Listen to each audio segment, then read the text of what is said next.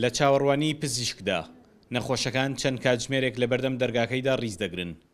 ئەمە دیمەنێکی دووبارە بووەوەی ڕۆژانەیە لە نەخۆشخانەی گشتی شەهید خالید گەرمیانی لە کفری.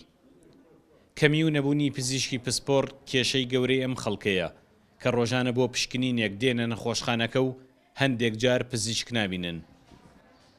والله بۆ ئادم مناڵە ماوەدە بۆ علاج و ئیتر ئەوت ئەوە لە دەست نیم ساعت زیادر هەروەسیین هەر چاوڕێک لە نوتیە ڕۆژواتیە و ڕۆژوان دکتۆر نییە و هەروات لە سعات حوتەوەسین تا 9:30 چارەکەم دکتۆر نایەت. ئەمجا ئەگەر بێتی دکتۆرێتیە ئەڵێن بۆ هەر هەموو نەخۆشەکان بۆ ژن و بۆ پیا و بۆ هەموو نەخۆشیەک.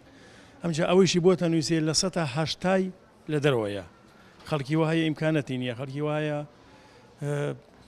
ناتوانێت وەرەقەی 500 دیارەکەی نییە بە قرز دەملاولای تێنێ. لە نەخۆشخانەکەی کفریدا تەنها 4 پزیشکی پسپۆڕ میلاکن، ئەوانیش بە تەناوب دەوامیان پێدەکرێت. ڕۆژانەش چەند پزیشکێکی تر لە کەلارەوە دێتە ئێرە، بەڵام هێشتا پێویستیەکان لەوە زیاترن. پسپۆڕیەکانی هەناوی و ژنان و نەشتەرگەری گشتی و شکاوی و سڕکەر داواکاری نەخۆشخانەکەیە بۆی دابین بکرێت، بەڵام کێ گوێ لەو داواکاریە دەگرێت؟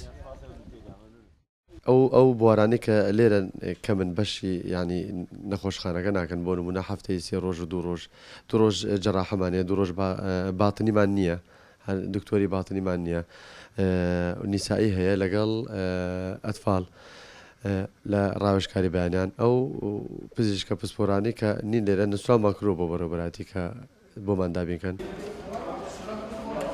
لە نەبوونی پزیشک زیاتر گرفتێکی تری تەندروستی لەم نەخۆشخانەیەدا نییە، بەڵام ئەوە ساڵانێکە و چارەسەری بۆ نەدۆزراوەتەوە. لەم شارەدا هەر 10,000 کەس و پزیشکێکی بەردەکەوێت.